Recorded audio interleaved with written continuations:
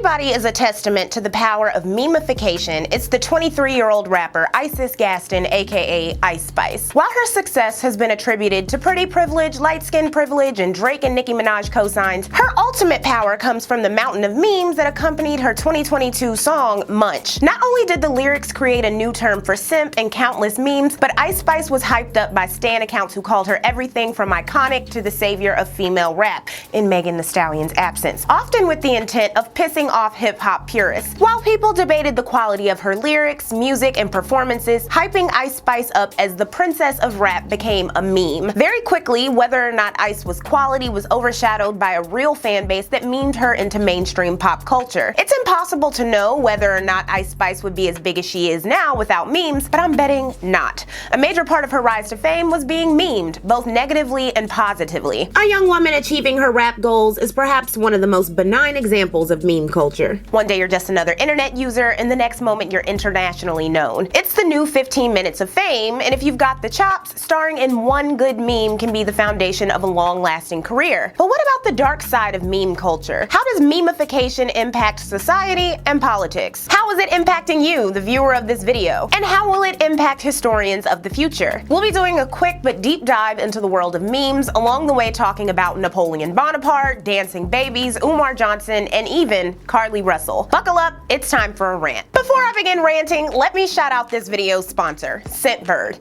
Memes are often full of bullshit, so you don't mind if I indulge in some smell goods before we dive into the messy world of memes, right? Scentbird was kind enough to send your girl some new perfumes to try out. Okay, so let's try out the Mare Peony Silk first. Oh, usually I'm not a floral girl, but it's like a subtle floral. Like, hold on, what's the smell like on my skin? Very fresh and flirty. Like, this is a first date kind of perfume. Now we've got Brown Girl Jane. I'm excited for this one because I'm a brown girl. I'm brown. Let's see. Oh, I thought the other one was fresh. This is fresh. This is, we're going on vacation. No, we're going on vacation. I need to wear my bikini and we order a room service all weekend. This is what this is giving me. I like this one. Now this is the one I'm really excited about. This is Juliet Has a Gun, not a perfume.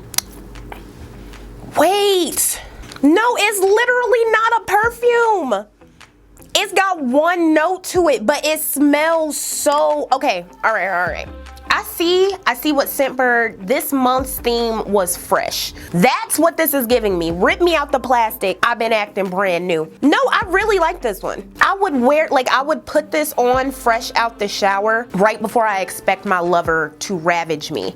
Like, he wants me in my natural state, and I just want to add a little bit of whoof. Wait a second. No, I like this one. For real? Deadass. This one is my favorite one. This one's about to be a new base for me. I'm about to wear this a lot. No, and I got a 30-day supply of this? Hold on. If you want to begin building your perfume collection or grow the one you already have, you might want to try out Scentbird. You just take a quiz and they'll match you with some awesome scents that you get to try for just $17 a month. With each fragrance, you get a 30-day supply before you commit, and this is dope because some of these perfumes are worth over $150 and even up to $300 to $500 for a full vial. You don't want to pay that much for something you won't use, right? And Scentbird has the big names like Prada and Gucci, but they've also got niche brands too. I love carrying these little cute bottles in my tiny bags for a night out, and they are perfect for my carry-on bags when I'm traveling. If you go to the link in my description box and use my code Intellectual Media, you can get 55% off your first month. That's right, you'll get a 30-day supply of a designer fragrance for a little over $7 if you live in the US and Canada. Don't miss this special offer. Damn, this smells good. Now, let's get into the history and the memes.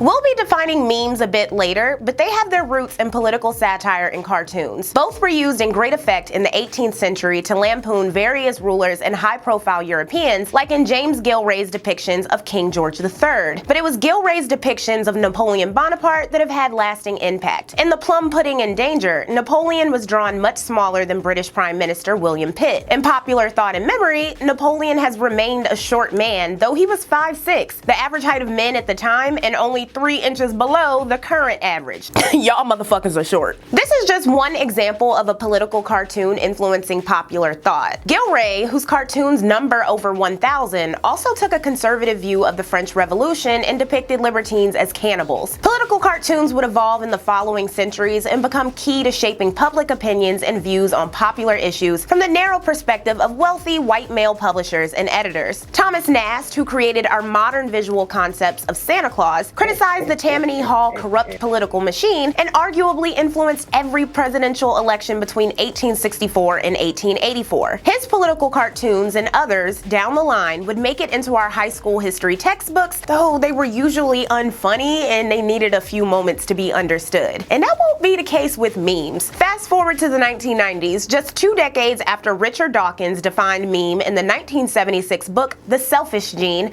as an idea, behavior, or style that spreads from person to person within a culture. The 90s version of this was the dancing baby meme, which was created by a computer software couple in 1993 to help demonstrate a 3D program. Like future memes, another computer geek tweaked the next iteration and the graphic would trickle, then flood through the internet by 1996 via emails, web links, and web pages. It became such a recurring and tweaked meme that it appeared in the mega popular TV show Ally McBeal in a 1997 episode watched by over 11 million viewers. Memes would appear in similar fashion in the following years on small sections of the internet, trickling into the mainstream for a specific audience. And by the time of the 2010s, when the social media age began, memes were seen as fast food media. There are plenty of memes that are purely jokes, sure, but many are satirizing politics, society, or the human existence using actual news. It's estimated that 2/3 of Americans get at least a little of their news from social media, which is impacting media literacy and politics in more ways than one. In 2015 and 2016, the Russian strategy of disinformatsia led to troll farms, where Russian employees earning $1,000 to $2,000 a month created fake social profiles and shared divisive opinions, and importantly, memes. Some, like in this meme, promoted text voting for Hillary supporters. Described a troll: first, you gotta be a redneck from Kentucky. Then you need to be a white guy from Minnesota. You've slaved away all your life and paid your taxes, and then 15 minutes later, you were from New York posting in some black slang. Reposting and tweaking memes was an easy task for this disinformation campaign because it quickly allowed Russian trolls to infiltrate a community. Any community. Researchers at Facebook showed in a study in 2014 just how widely memes posted on the social media site can spread and evolve. In one example, they found 121,605 different variants of one particular meme posted across 1.14 million status updates. Like slang, which I discussed at length in this video, memes are available to be co-opted by anyone with various effects. Multiple Twitter media meme outlets, especially ones like Say Cheese, No Jumper, Rap House TV, Pop, Crave, Shade Room, and others, built their audiences on memes, which have blended into their skewed and often inaccurate reporting. In the case of No Jumper and Rap House, both are owned by non-black people and have used black humor and memes, in addition to spreading harmful rhetoric and misinformation. Another way that memes have been wielded to build audiences is in the Emoblackthot controversy, in which a black man named Isaiah Hicklin pretended to be a black woman and built his audience with memes and content he stole from women he was in group chats with. His daily reminders to drink water became somewhat of a meme itself, and in addition to frequent Cash App requests, Detailed Paper magazine, he used these groups as a way to study black women and alter his content towards them in order to build an audience off the least supported demographic online. Mastering memes can get you the acceptance you crave, and it's a way to show you belong. Digging into that, according to communication scholar Lemore Schiffman, memes are a group of texts with shared characteristics with a shared core of content, form, and stance. But that doesn't fully explain this internet phenomenon. It's text, but also music, events, and pictures. Pretty much any media or experience can be memed and turned into slang, or slang turned into memes. So in this context, memes are pieces of media and sometimes events that are shared quickly, are often the most extreme position possible and or feature hyperbole, are remixable and co-optable, are often anonymous or without origin, require no drawing skill unlike political cartoons of yore, meaning anybody can do it, and they spread information but have zero backlash for incorrect information, like mainstream and indie media do. But that thing Schiffman says about a shared core of content. To understand a meme, you must share a point of reference or knowledge with the original poster. For example, if someone has never seen this video, why the fuck you lying? Why you always lying? Oh my God.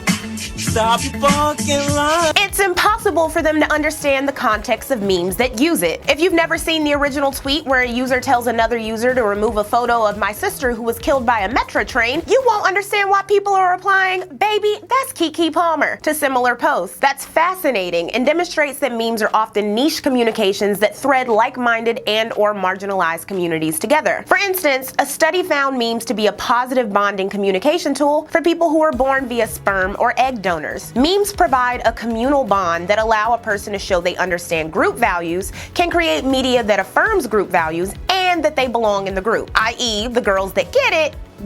Because memes are videos, pictures, and even words, our speech and sharing consumption of media has been memeified. Think about the way tweets and TikToks are often made with the intent of going viral and spreading quickly, with little to no expectations of consequences. When sharing or replying to news, satirical meme speak has become more commonplace. And this is where memeification comes in. When considering the hyperbole of speech I mentioned in the slang video, social media users not only understand the possibility of going viral, but many, including myself and pretty much any other content creator, also anticipate it. Standing out on social media calls for being accessible and memorable, and memes facilitate that by incentivizing hyperbolic speech that makes pretty much anything unserious and anyone a prime candidate for internet celebrity. And to reject the meme as unfunny from your in-group can lead to a feeling of alienation. Like, what if you are one of the girls who doesn't get it or who doesn't want to? I personally don't get memes or celebrations of Sukihana, who twerked on a child, for example, and I'll eat rocks before I use a meme featuring R. Kelly or Bill Cosby. The memeification of Blueface, an abusive homophobe and alleged sex trafficker, and his victim, Chrisean, is weird to me. The list goes on and on. In the case of Carlee Russell, who lied about being abducted, very quickly the discourse around her has been memeified on Twitter. Her mugshot has been touted as headshots for a future career in the entertainment business. Her ex-boyfriend was invited to an Atlanta club to host, and the flyer for which went viral. And now, Carlee's name has joined Jussie Smollett in being synonymous with black people making up a crime. For some reason, a bunch of people were gushing over her headshot and emphasizing that the young woman has their support, while at the same time, others used Carlee as an excuse to let misogynoir and racism fly. Those who agree that Carlee should not be jailed, but who denounce her for being irresponsible and stupid, believe she shouldn't get special treatment. Me,